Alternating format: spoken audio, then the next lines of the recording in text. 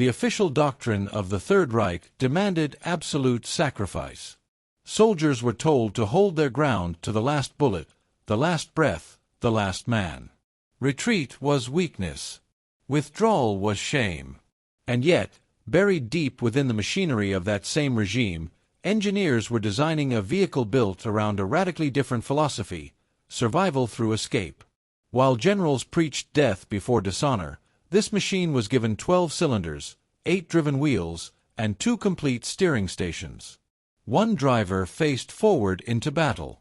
The other sat in the rear, staring back at danger, ready to accelerate away without turning around.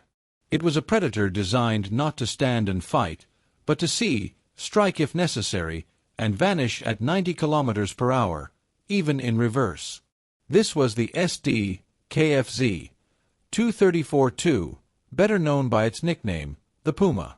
To understand why Germany built such a paradoxical machine, we have to return to 1940, to the height of Blitzkrieg. German armored columns had smashed through Poland and France with terrifying speed. But hidden behind those victories was a problem few celebrated. The reconnaissance vehicles, the eyes of the army, were failing. The 8-wheeled Sd.Kfz 231 and 232 armored cars struggled to keep up with the pace of modern warfare. Their gasoline engines overheated after long drives. Their truck-based chassis cracked under rough roads. And their 20mm cannons were nearly useless against anything heavier than another armored car. Too often, scouts located the enemy, only to discover they lacked the firepower to defend themselves or the reliability to escape. They were supposed to observe and report. Instead, they were being hunted. Meanwhile, German planners were already looking south, to North Africa. The desert was a different kind of battlefield. There were no repair depots around the corner. No forests to hide in. Temperatures that boiled radiators dry within hours. A vehicle operating there needed to travel 100 kilometers into hostile territory and come back alive. It needed endurance. It needed cooling systems that would not fail. It needed range. In August 1940, the German Armaments Office issued a requirement for a fundamentally new heavy reconnaissance vehicle designed specifically for the Desert War. Multiple companies were tasked with building it. Bussing NAG and Daimler-Benz worked on the chassis. Armored hulls were manufactured in Krefeld. But the heart of the machine, its engine, was entrusted to the Czechoslovak firm Tatra. There, chief designer Hans Ledwinka was handed what many considered an impossible assignment: create an air-cooled 12-cylinder diesel engine capable of operating in both Saharan heat and Russian winter, without a radiator. No boiling. No freezing. No fragile cooling systems to fail. By the summer of 1942, Ledwinka's team had produced AV-12 diesel delivering 220 horsepower. It was efficient, rugged, and radiator-free. But there was a problem. It roared. For a reconnaissance vehicle, stealth was life, and this engine was anything but quiet. Engineers worked desperately to reduce the noise while time ran out. In October 1942, British forces halted Rommel at El Alamein. By May 1943, the Afrika Korps surrendered in Tunisia.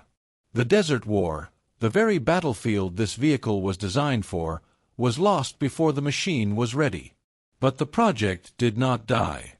The vast Eastern Front offered similar needs: enormous distances, unreliable supply lines, brutal climates. A long-range reconnaissance vehicle was still valuable. Yet another opportunity emerged unexpectedly. In January 1943, Hitler cancelled the VK-1602 Leopard light tank project. Turrets had already been manufactured, fully equipped with a 50mm KWK-39 cannon, the same gun used on the Panzer III. These turrets suddenly had no tank to sit on. Engineers made a bold decision. They mounted a turret designed for a 26-ton tank onto an 11.5-ton armored car chassis. It sounded absurd. But that unlikely marriage produced something extraordinary. The Sd.Kfz 234-2 Puma was born, arguably the most sophisticated armored car of the Second World War. Its design philosophy was revolutionary. 2 complete driving stations, 6 forward gears and 6 reverse gears. All 8 wheels steerable. The rear driver could immediately take control and accelerate backward at full speed, meaning the vehicle never needed to turn around to escape. Facing the enemy, turret aimed forward, it could retreat at 85 to 90 km per hour in reverse. This was not a vehicle built to duel tanks. It was engineered to survive. But engineering perfection came at a cost.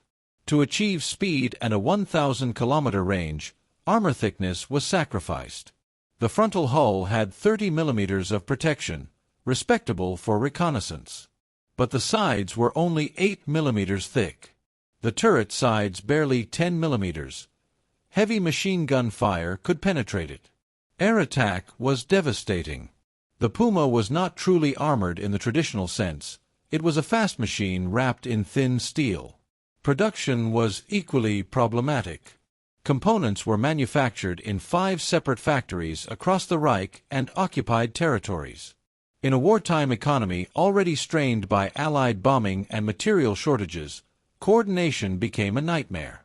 Between September 1943 and September 1944, only 101 Pumas were built. 101 vehicles for an entire army. And then came Normandy. On June 8, 1944, 2 days after D-Day, elements of the Panzer Lehr Division moved toward the invasion beaches. Leading them were 26 Pumas of the Reconnaissance Battalion. Their job was not to fight the Allies head-on. It was to locate, report, and withdraw. Slipping through hedgerows and rural lanes, they mapped artillery positions and troop movements. By day they hid. By night they moved. Inside each Puma were 4 men: commander, gunner, front driver, rear driver/radio operator. Tension was constant. The 50 mm cannon gave them power, real power. It could knock out light vehicles and even threaten the side armor of a Sherman under the right conditions. But that firepower was a temptation. Reconnaissance doctrine forbade engaging unless absolutely necessary. Yet the presence of a tank gun made restraint difficult. Some crews could not resist. When combat happened, the Puma shocked Allied forces. American and British troops expected lightly armed German scout cars. Instead, they faced a vehicle firing tank-caliber shells. But the Puma's true strength remained escape. When resistance intensified, the rear driver took control and accelerated backward at full speed, turrets still trained on the enemy. No turning. No vulnerable side exposure.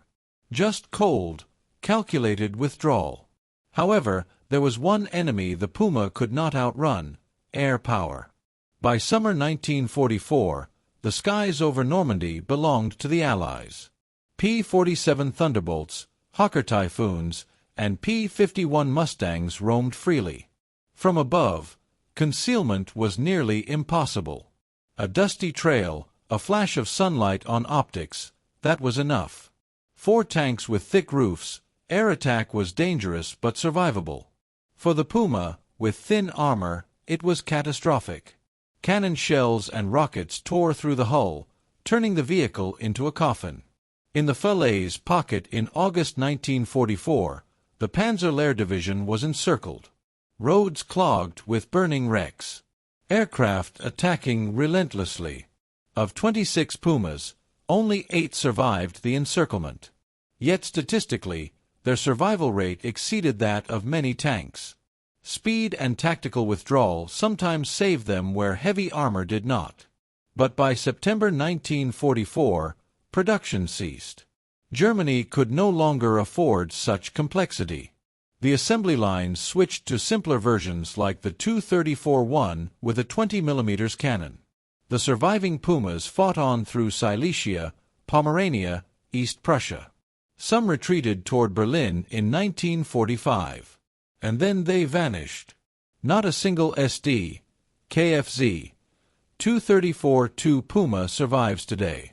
All 101 were destroyed, scrapped, or lost in the chaos of collapse. Related variants can be seen in museums. The 234-3 at Bovington in the UK, 234-4 examples in Germany and the United States, but the Puma itself exists only in photographs. Yet its ideas endured. After the war, Allied engineers studied captured designs carefully. 2 driving stations. 8-wheel steering. High-speed reverse capability. Air-cooled diesel reliability. Decades later, West Germany introduced the Spa-Panzer Lux in 1975, an 8-wheeled reconnaissance vehicle with dual driving positions, clearly echoing the Puma's philosophy. Today, most modern heavy reconnaissance vehicles follow the 8x8 formula, from Italy's Centauro to American and Russian designs. The core idea remains: reconnaissance vehicles survive not by armor, but by mobility and awareness. As for Hans Ledwinka, his post-war fate was harsh. Accused of collaboration by the Czechoslovak government, he was imprisoned for years despite being an engineer rather than a policymaker. His Tatra diesel engine, however, outlived both the war and his imprisonment, powering civilian trucks across Europe into the 1960s. In the end, the Puma was both a masterpiece and a failure. Too advanced. Too expensive. Too late. 101 vehicles could not alter the war's outcome.